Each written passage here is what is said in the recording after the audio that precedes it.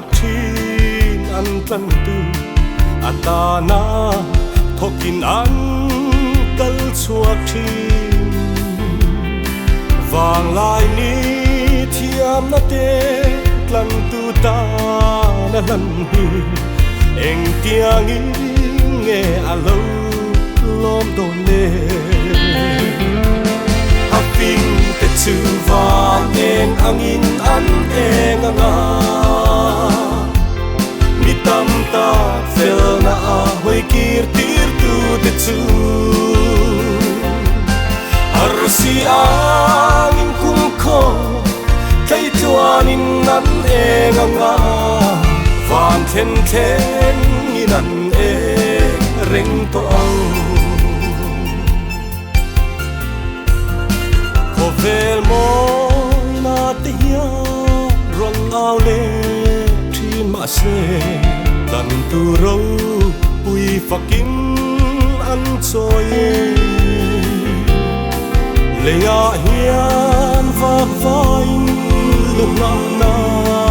an hulo ko vel ro pui na an ngai ne thi a ping te chu van en angin an eng anga mi tam ta fel na a hoi kir tir tu te chu ar si angin kum kho kai tuan in an eng anga van then then in an e ring to ang chân chin tha vangin choi moi na an hul ko vel mi ten an ngai sang si lo chatuan khua var hu chua lim takin tlan tu ne na an sin ram chân chin an khil to ang a ping te chu van en angin an eng anga mi tam ta fel na a hoi kir tir tu te chu ar si angin kum kho kai tuan in an eng anga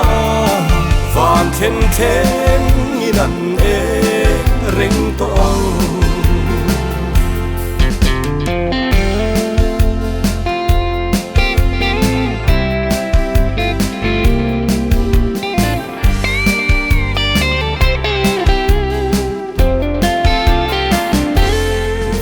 kho pui tual nuama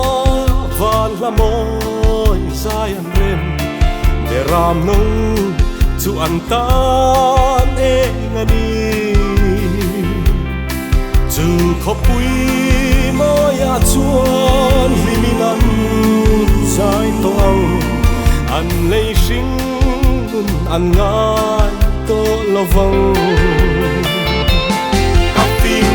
chu van en angin an eng anga mi tam ta fel na a hoi kir tir tu te chu ar si angin kum kho kai tuan in an eng anga van then then in an e ring to ang